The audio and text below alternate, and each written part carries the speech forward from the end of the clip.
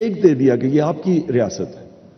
اور جب انہوں نے ویلفیئر اسٹیٹ بنائی کچھ بھی نہیں تھا, کچھ بھی نہیں ہے ان کے پاس, کمپیئر کریں پاکستان سے, لیکن وہ کھڑے ہو گئے. تو ہمارا جو پاکستان کا سب سے بڑا انسیکیورٹی کا اب تک جس وجہ سے ہم انسیکیور ہیں, جو وجہ ہے وہ ہماری ان ایکول ڈیولپمنٹ ہے. ہمارے امیر غریب کے اندر فاصلے بڑھتے رہے.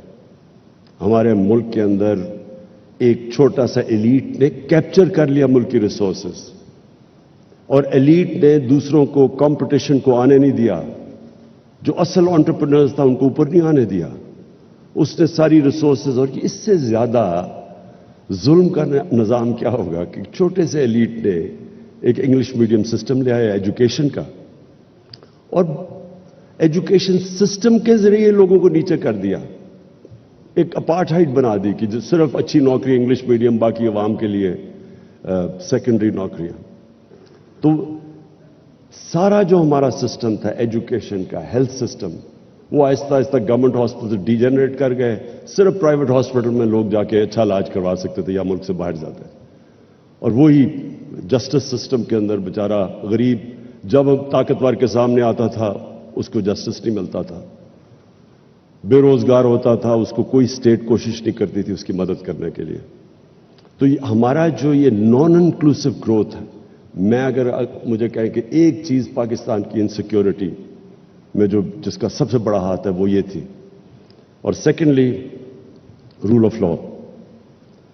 کوئی بھی دنیا میں معاشرہ اگر سمجھتے ہم کہ وہ ترقی کر جائے گا, وہ اپنے پوٹینشیل پہ پہنچ جائے گا, وہ رول آف لا کے بغیر نہیں پہنچ سکتا.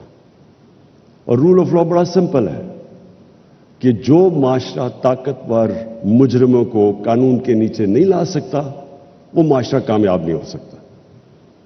اور یہ جو دو سب سے امپورٹنٹ چیزیں تھیں یہ ریاست مدینہ میں, اور بڑے انہوں نے زبردست پرنسپلز لے کیے تھے, لیکن اس کی فنڈامنٹل جو بیسس تھا وہ نمبر 1 تھا ویلفیئر اسٹیٹ, نمبر 2 تھا رول آف لا. کیونکہ رول آف لا بھی لوگوں کو اسٹیٹ کے ساتھ جوڑ دیتا ہے.